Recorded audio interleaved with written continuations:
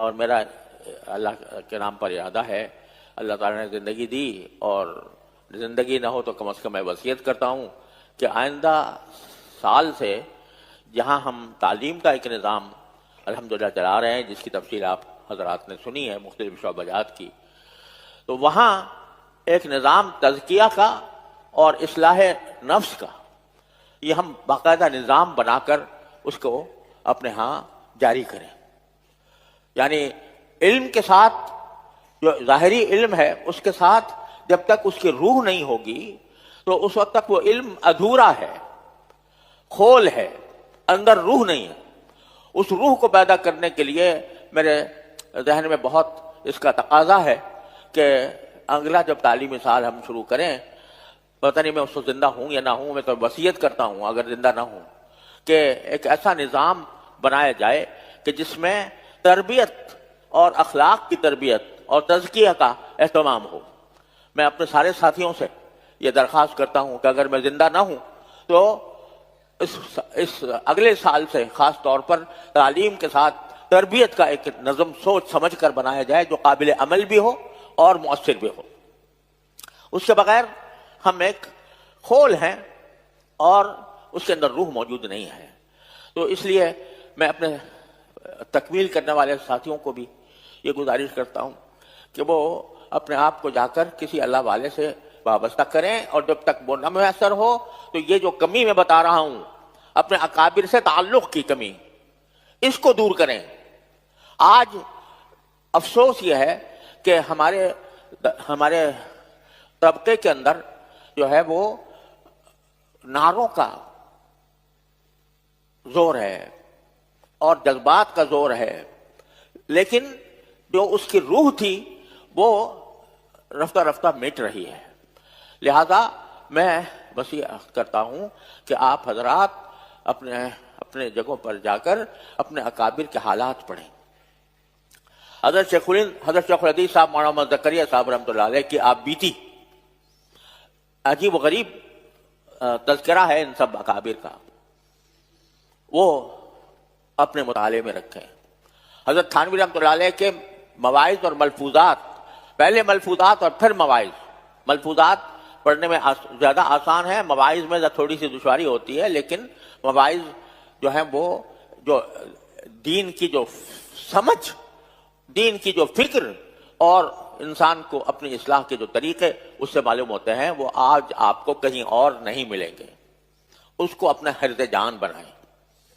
تو سب سے پہلا کام جو ہے وہ ہم سے جب پوچھا جاتا ہے تو بعض اوقات ہمارے زبان سے نکل جاتا ہے کہ دین کی خدمت.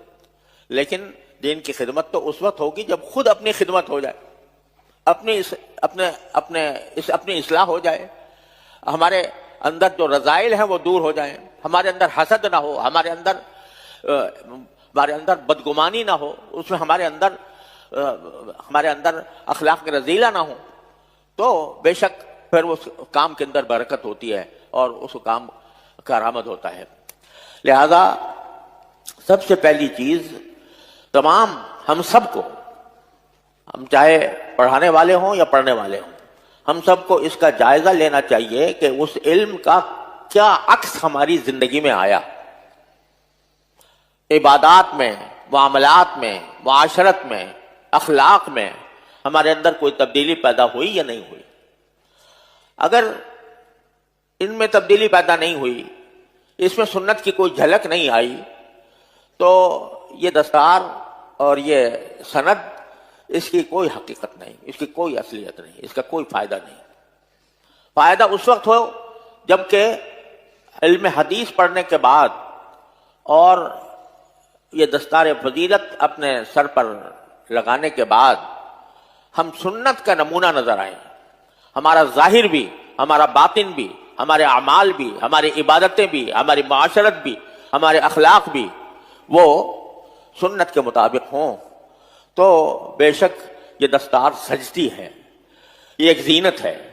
یہ ایک اعزاز ہے، یہ ایک قابل فخر چیز ہے.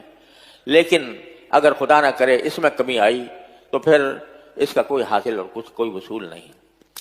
یہی وجہ ہے کہ ہمارے تمام بزرگ جن کے ہم نام لیوا ہیں، جن کے نام پر ہم جیتے ہیں ان میں سے کوئی ایسا نہیں ہے جو تعلیم حاصل کرنے کے بعد کسی اللہ والے سے اس نے اپنا تعلق نہ جوڑا ہو، اپنی اصلاح کرنے کے لیے، اپنے اخلاق کو درست کرنے کے لیے، اپنے رذائل کو ختم کرنے کے لیے، فضائل کو حاصل کرنے کے لیے وہ کسی نہ کسی اللہ والے سے اپنا تعلق جوڑتے تھے، تاکہ جو کچھ پڑھا ہے اس پڑھے ہوئے علم کا اثر ہماری اپنی عملی زندگی کے اندر آئے۔ اس لیے میں سارے اپنے ساتھیوں سے جو اس سال دور حدیث کی تکمیل کر رہے ہیں، پہلی گزارش یہ کرتا ہوں کہ اس طرف متوجہ ہوں اور خود رائے سے کوئی کام نہ کریں، اس میں اپنے اکابر کے طریقے زندگی کو اپنائیں اور اس کو اپنے لیے مشعل راہ بنائیں، کسی اللہ والے سے اپنا تعلق جوڑیں اور اس سے اپنی اصلاح کرائیں، اس سے تزکیہ کرائیں۔ اس کے بغیر علم جو ہے وہ محض ایک خول ہے جس کے اندر کوئی روح نہیں ہے۔ لہذا پہلی میری گزارش اپنے ساتھیوں سے یہ ہے کہ وہ اپنے آپ کو کامل مکمل نہ سمجھیں کہ دستار بند گئی اور امتحان میں اچھا نمبر حاصل ہو گئے تو بس ہم کامل مکمل ہو گئے، بلکہ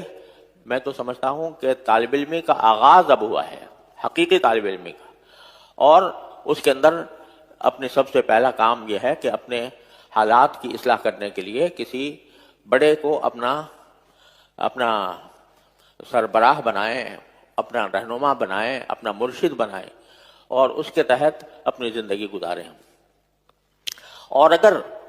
جب تک یہ بات حاصل نہ ہو، یعنی کوئی شیخ ملے نہیں، تو اس وقت تک ہمارے بزرگوں نے فرمایا ہے کہ جب تک کسی کو شیخ میسر نہ آئے تو وہ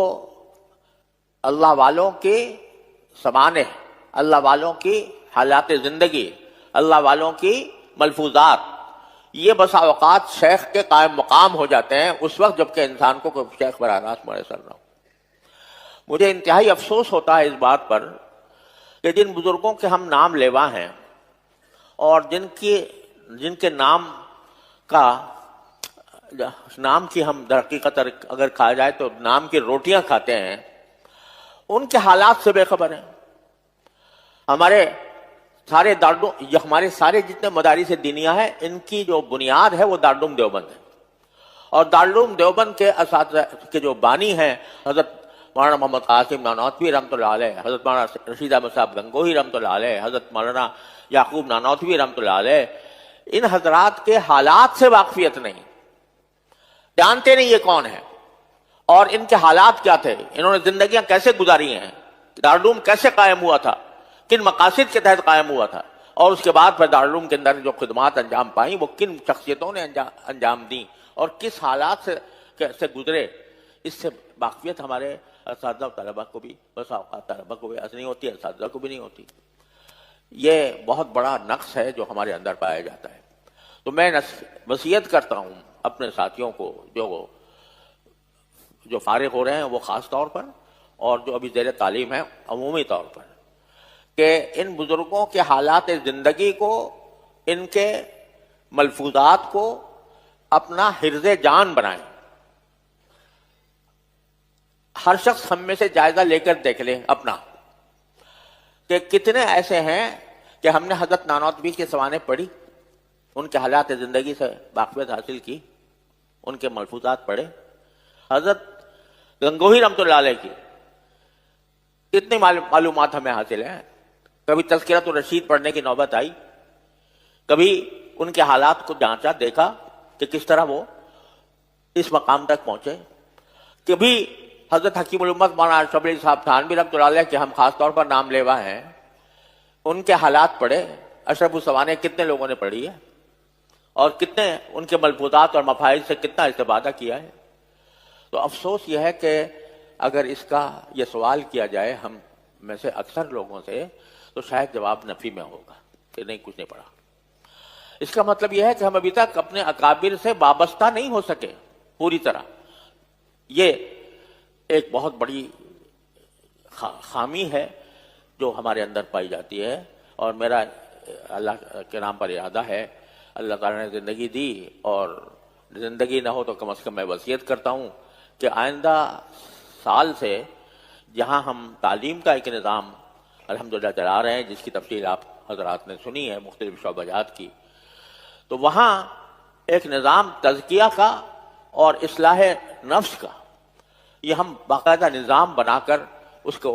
اپنے ہاں جاری کریں.